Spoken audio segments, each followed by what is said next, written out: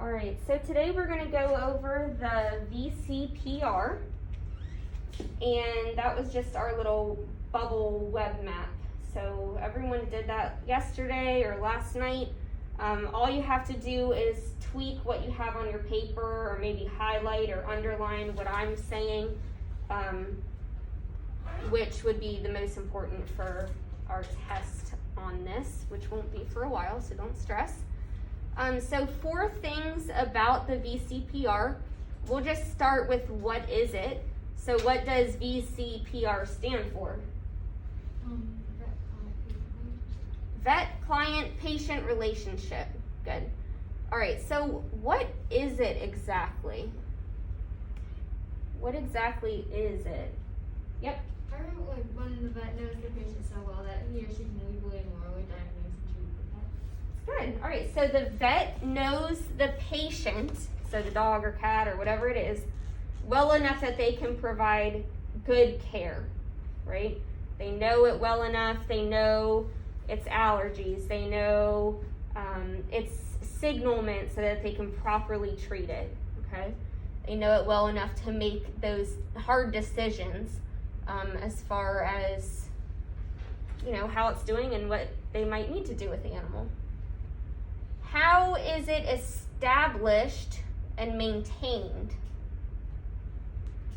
So how is it established? We'll start with that. How does it start? What do you have to do? Like seeing them in person. To see your pet in person, okay?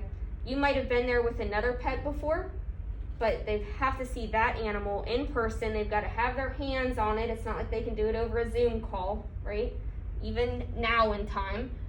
So they're going to see the animal in person, and once that happens, they do an exam.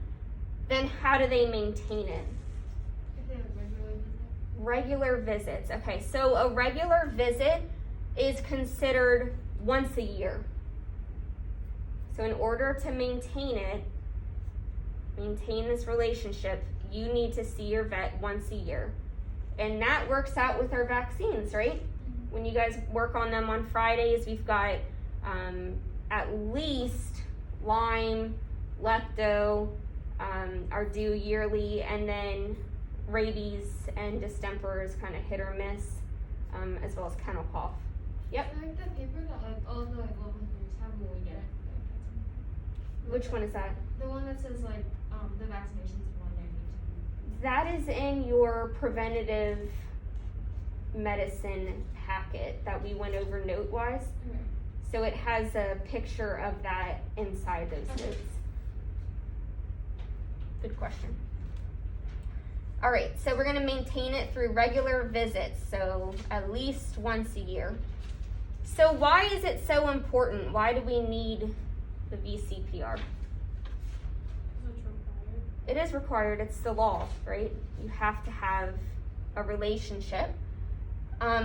What does it kind of go hand in hand with?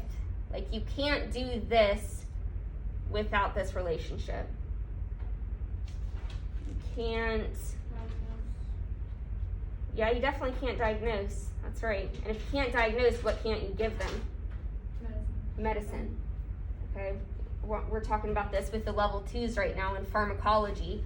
If you prescribe a medication without this relationship, you can definitely be sued if that medication ends up hurting the animal.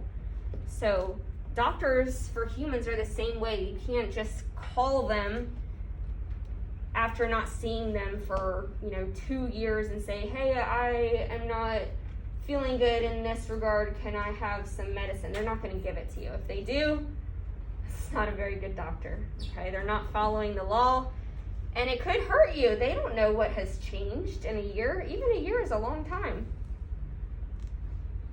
Why else is it important? So you need it to dispense drugs, but for the pet, why is it important? It's just good to help them. That's going to give them the best care, right?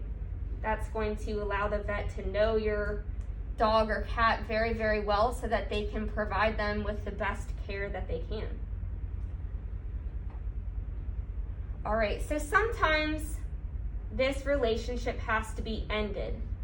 So if it's something like you're moving to a different state or something, obviously no hard feelings, you're leaving, okay?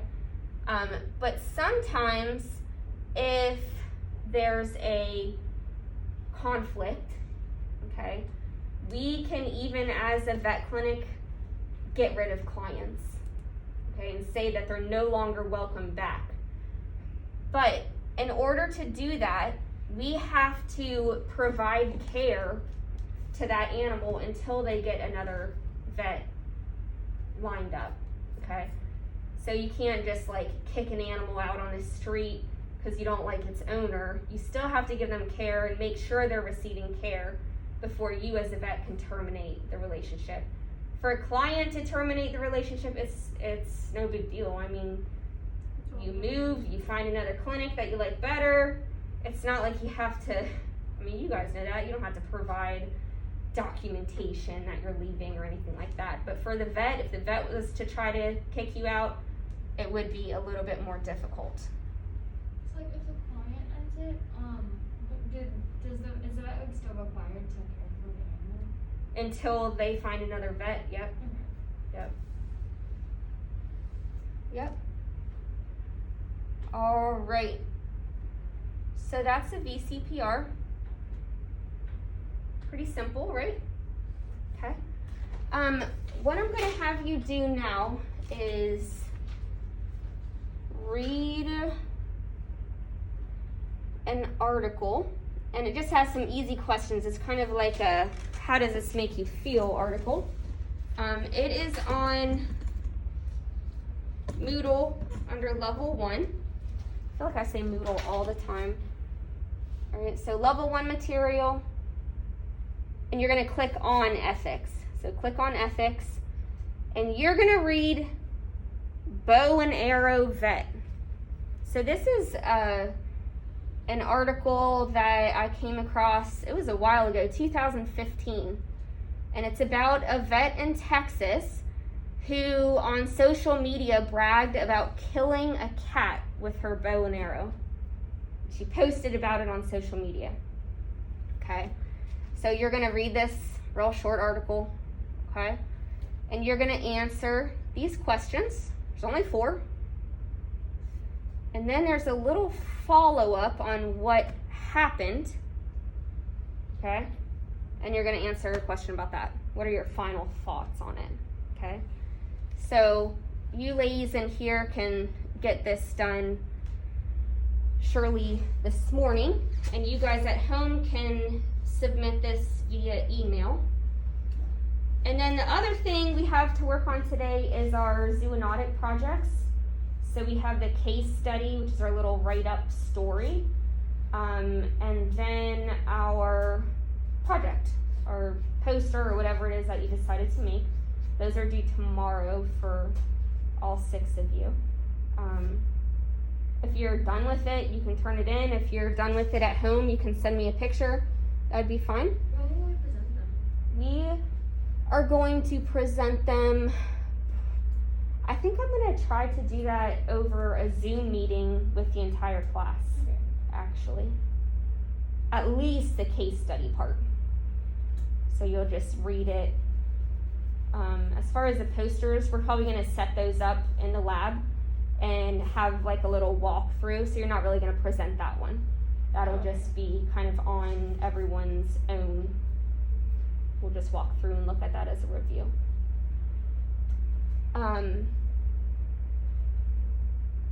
Other than that, I'm going to give you an assignment for medical terminology to practice that. And I will let you guys at home know what that is over the Remind app.